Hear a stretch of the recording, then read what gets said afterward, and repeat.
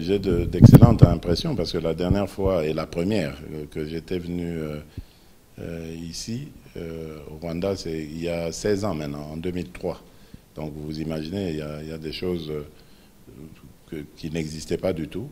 Je ne me rappelle même pas avoir vu une route asphaltée à cette époque. Donc c'est vraiment un progrès énorme et je félicite évidemment les autorités rwandaises avec à leur tête le président Kagame pour cette performance.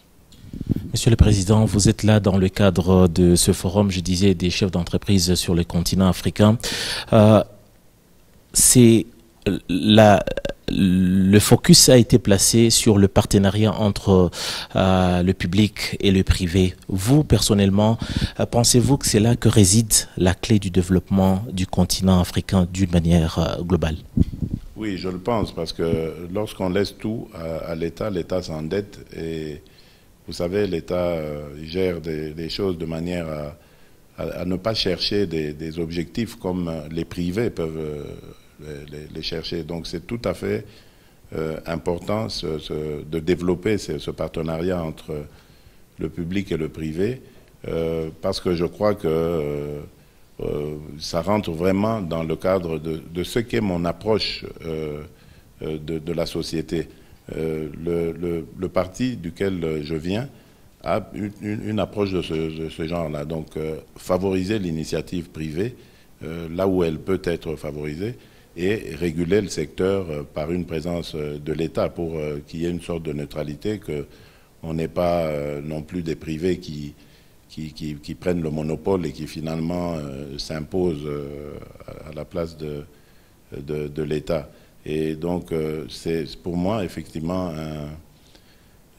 un enjeu essentiel, surtout en Afrique, l'Afrique qui veut se développer et qui a besoin aussi d'avoir un entrepreneuriat actif, hein, un entrepreneuriat qui soit aussi très fort, très puissant pour ne pas se faire avaler par les étrangers, les investisseurs étrangers qui arrivent et qui font la loi. Donc il faut protéger le partenariat privé africain en même temps qu'on va le développer dans ce partenariat avec le public.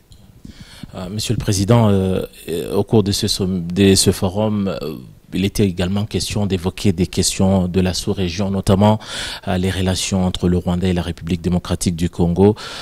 Les relations entre les deux pays ont connu des péripéties, des moments difficiles et dans un passé très récent. Mais au cours de votre intervention, on a senti un certain optimisme. Vous êtes trop positif, vous vous projetez vers l'avenir. C'est même le cas avec le président Paul Kagame. Est-ce un symbole ou c'est le signe d'un nouveau départ entre les deux pays? Je crois que c'est un peu les deux. D'abord, moi je crois que pour arriver à un objectif, il faut en rêver, il faut l'envisager. Et donc se donner les moyens ensuite pour y aller. Donc forcément, il faut être positif. Vous ne pouvez pas envisager un idéal en étant négatif. Il faut être positif pour y arriver. Secondement, je dirais, le Congo, comme je l'ai dit tout à l'heure, le Rwanda et le Congo sont appelés à demeurer à vie des voisins. Donc ce serait vraiment ridicule de continuer à se faire la guerre, à se détester, à rater les occasions, les opportunités qui s'offrent à nous de faire des bonnes choses. Troisièmement, je dirais, je prendrai l'exemple de la France. Je le dis souvent d'ailleurs, je prends l'exemple de la France et de l'Allemagne. Regardez, dans le passé, combien de fois ne se sont-ils pas fait la guerre? L'Alsace est passée de l'Allemagne à la France, de la France à l'Allemagne, ainsi de suite. Et la Lorraine, pour finir, ils ont fait la paix. Ils ont compris que c'est en mettant ensemble leurs énergies qu'ils seront forts. Et aujourd'hui, on parle de l'Allemagne et de la France comme le moteur de l'Union européenne. Donc vous voyez qu'on peut faire des choses positives et Dieu sait combien de talents il y a dans cette région, entre nos deux pays, qu'il faut mettre en avant.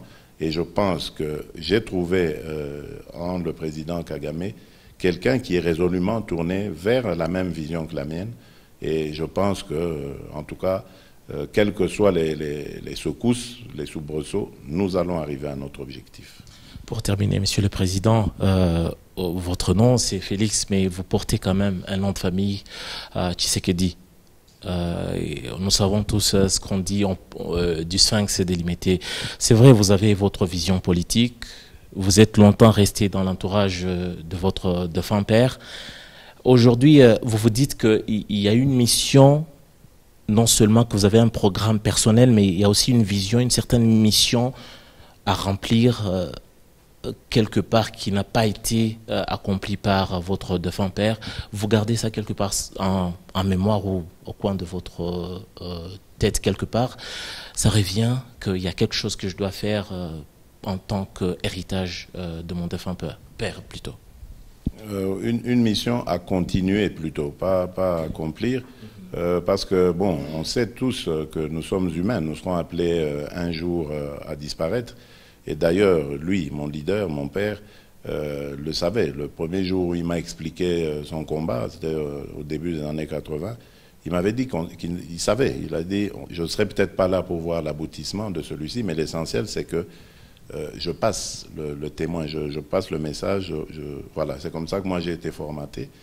Et j'ai fait le reste. Donc en me disant, un jour viendra où je serai aussi peut-être porté au devant de la scène. Et voilà, Dieu a fait les choses assez merveilleusement, je vais dire. Donc à part le fait que, bon, il m'a pris quelqu'un de cher, mon père, mais voilà, il me donne cette opportunité d'aller de l'avant et finalement de porter les attentes et les espoirs de mon peuple. Je veux le capitaliser au maximum.